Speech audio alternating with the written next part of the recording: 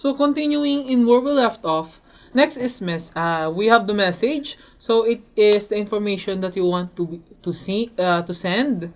So it can be in various forms such as audio, speech, text, or other media. So there are different things that can influence as well the message. So first of all is the content. The content of the message from beginning to end. So let's say you send a 3-paragraph essay and each paragraph has a different message.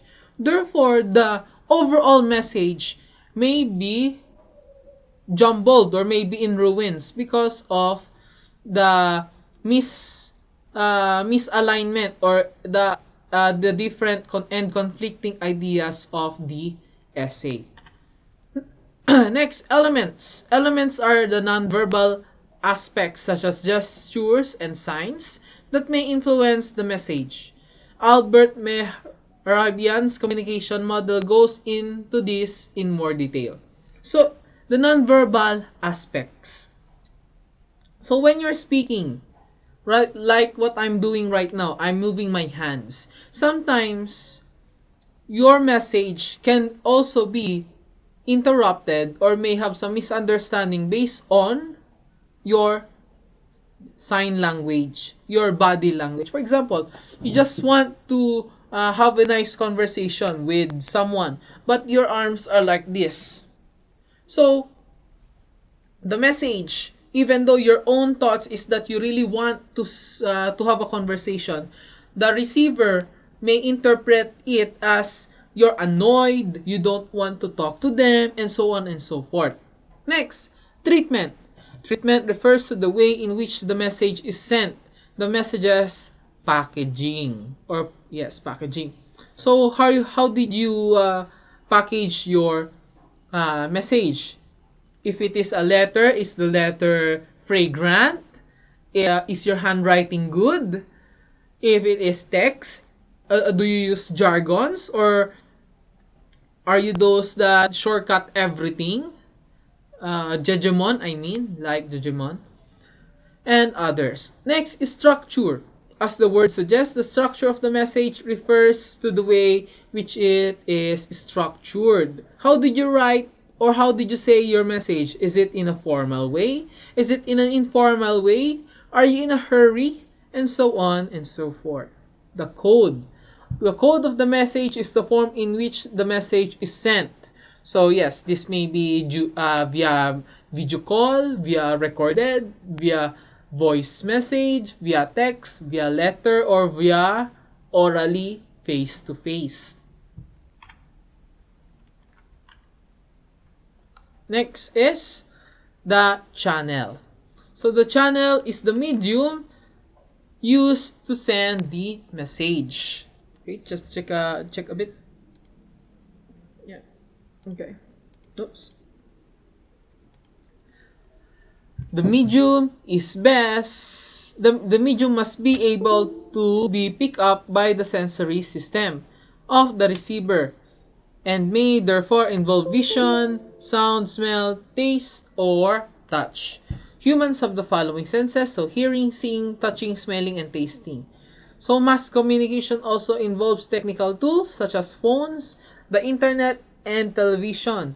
In these cases, the transmitted information is assimilated via vision and sound. So how are you going to send your message? And how will the receiver receive the message? Will they be using their sense of touch, their sense of smell, taste, hearing, or eyesight? And lastly is the receiver. The receiver is the person who receives and subsequently decodes the coded message. Also, he is the one going to give a feedback or the reply. So again, whatever the factors affecting the receiver, the sender, the receiver is also affected by those factors as well. Okay, to summarize, so Berlow's model of communication presents the communication process in its simplest form. The model consists of 4 components that are each influenced by different factors. To ensure the message is conveyed as effectively as possible, the sender and the receiver must share some common ground. Communication skills play a crucial role in this. Other factors such as culture, knowledge, and attitude are also vital. What may be considered rude in some cultures may be perfectly fine in others. We will discuss that again later. Communication doesn't always go as smoothly as one would hope. Various problems such as disruptions, noise, and asynchronous processes may obstruct proper communication. So not everything is a straight line, even in communication, because what again we have noise. Even though you have sent, and for you have a clear message, depending on how that message is passed, the receiver may interpret the same message or may interpret another and a different message. Next is Bird's discussion of the four models. So the four models that we talk about can be known as the linear conduit model, the circular dialogic model, the feedback interaction model, and the self-regulatory model. So Bird here basically described each model briefly.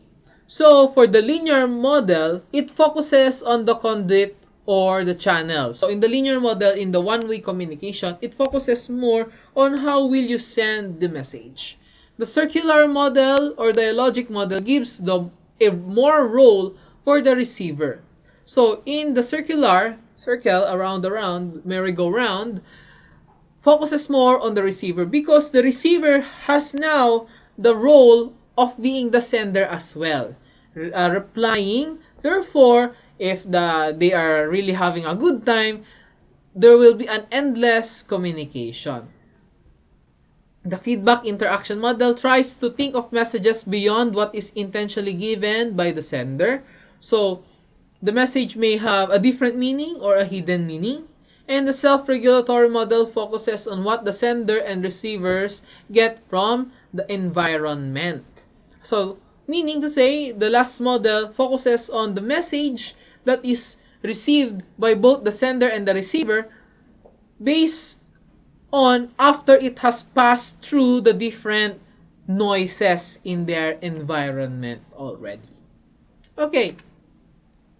So, going back to the factors of communication or elements of communication, so we have now some added view. So overall, we have 7 elements of communication. So they are sender, medium, channel, receiver, feedback, context, and noise. So the sender or the encoder, of course, is the one sending the message, making the first move, the first one to create an idea and send it. Okay. The medium is what form does the message takes in. Is it a message? Is it an email? Is it a letter or a face-to-face talk? The channel. So, how will you send the message? Via air, verbally, via nonverbal, sign language, via text, or via email, or via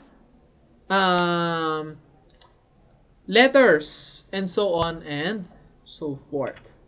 And receiver, decoder. So the receiver, of course, receives and interprets the message.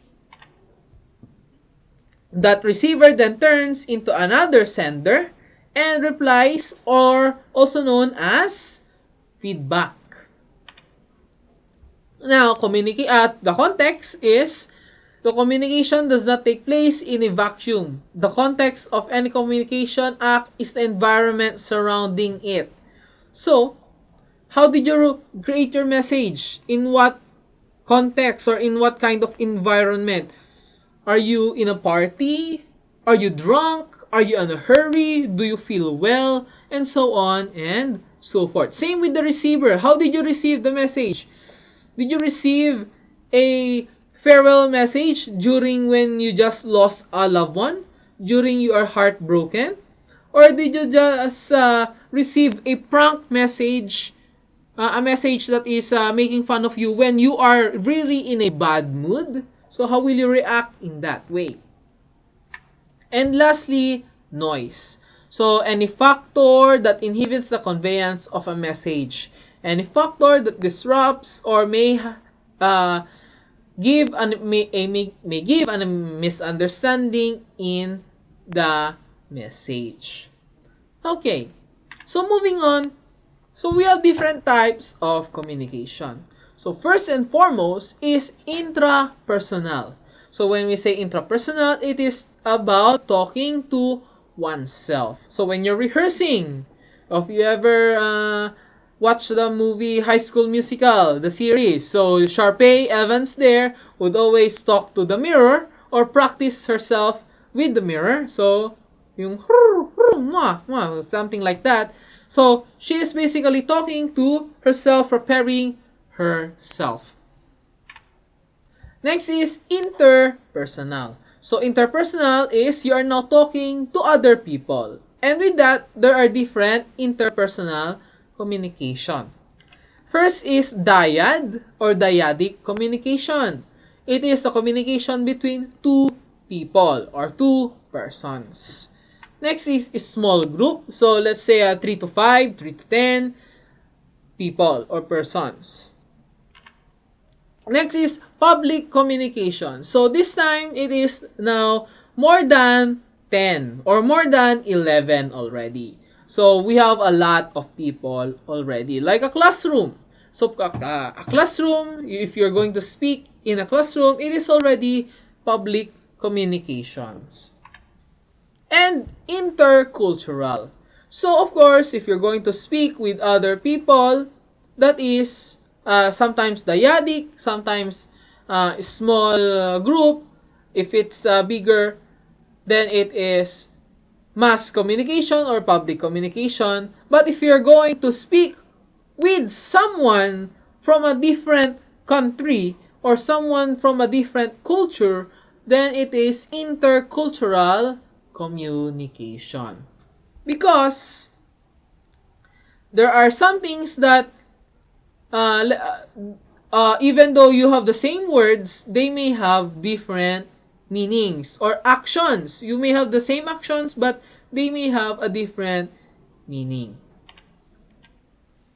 So now, how to behave appropriately in different speech contexts. So we won't be discussing intrapersonal because it is only speaking with your own self.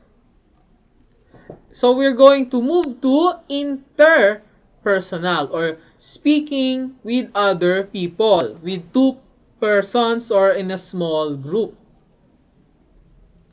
So when you're speaking with another person, so first of all, you need to decrease your verbal behavior. What do we say or what do we mean by decrease verbal behavior? So, decrease your overall speaking.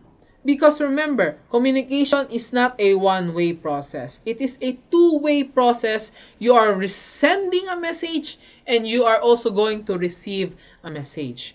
So, sometimes your verbal behavior, if you are always speaking, then the other person will not be able to to send a message. It is going to be a one-sided communication. Adjust verbal behavior. So when you're speaking, you need also to adjust how you speak.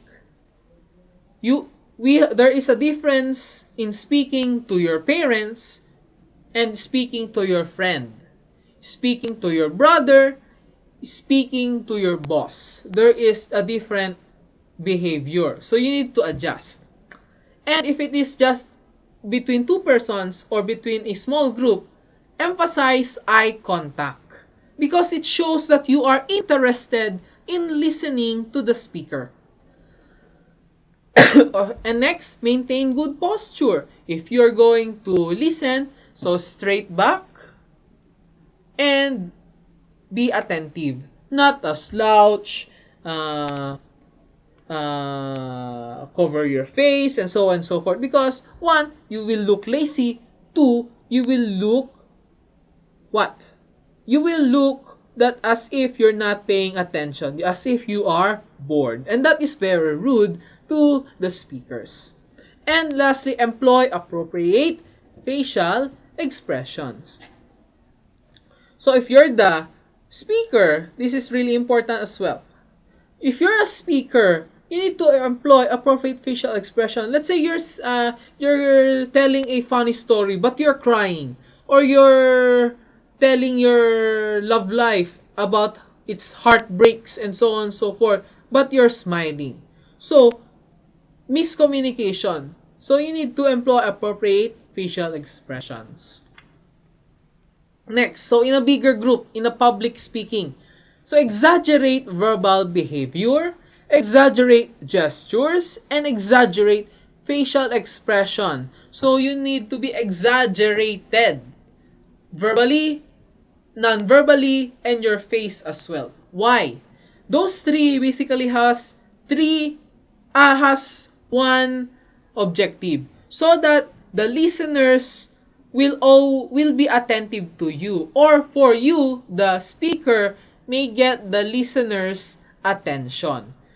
If you're speaking to 30 people, so of course, more or less, not all of them are going to listen to you. So have a way to get their attention. In what way? To being exaggerated. Next, remember, they are, let's say, 30 people. So still strive to make eye contact, because it is good behavior, because showing that you are connected to your listeners. And also use good proxemics. When we say proxemics, it's about the space. When you're speaking to a crowd, you need to be in front of them, in a stage. Why? First reason is because you're the speaker. You need to be seen by everyone to get their attention. And two, because if you are speaking only in front of one to five people, and you have 30 people you need to talk to, then how can the others listen?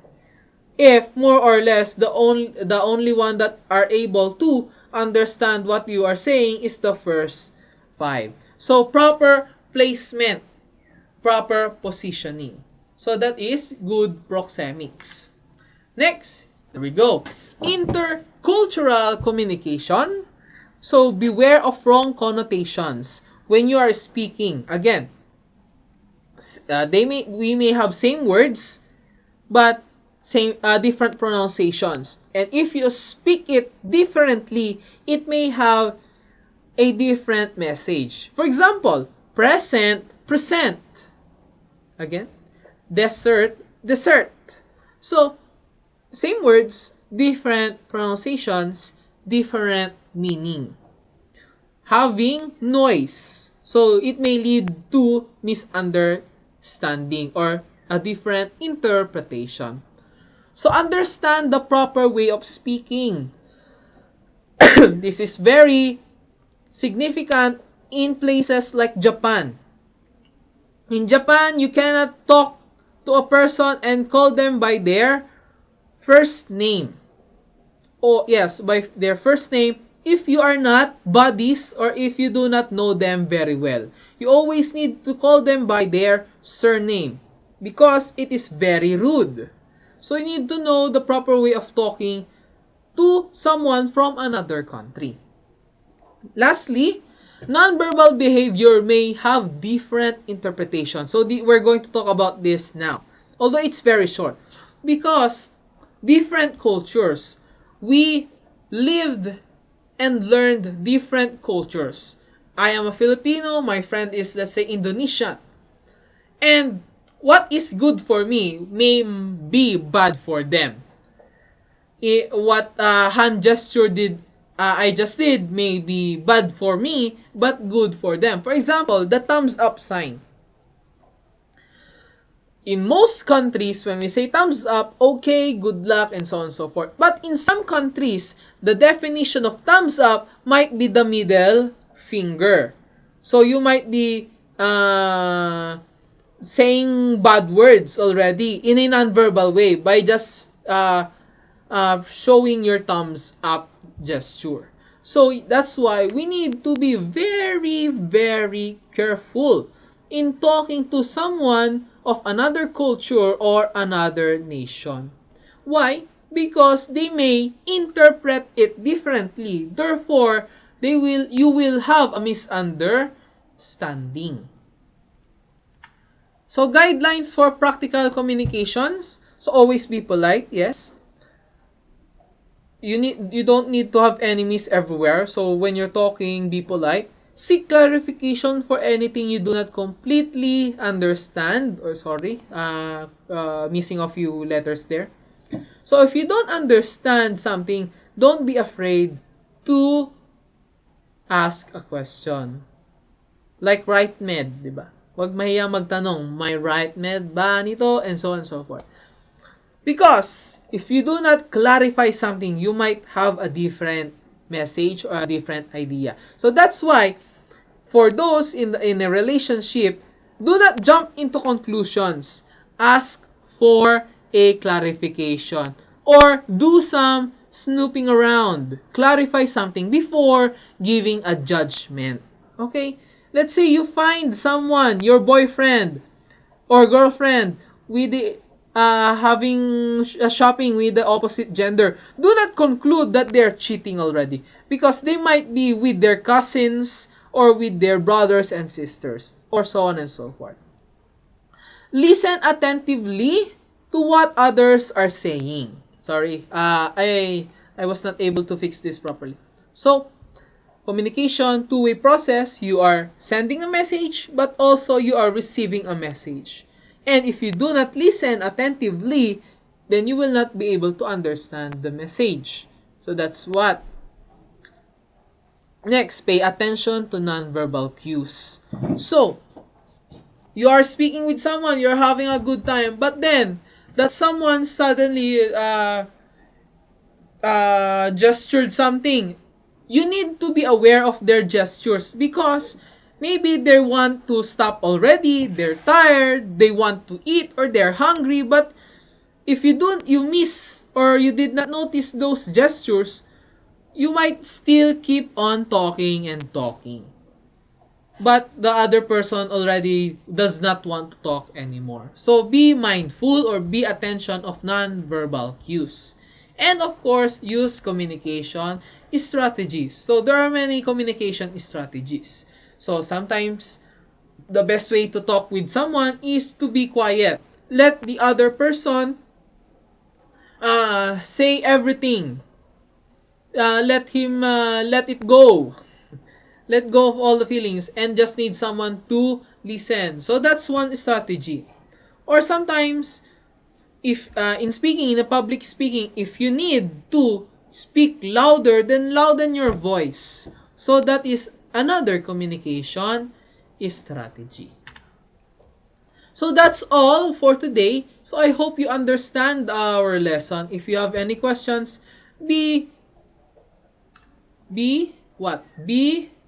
based on our second guideline, be sure to ask a question to clarify if you do not understand, if you have any further questions. So that is all. I hope you understand our lesson for today, and goodbye.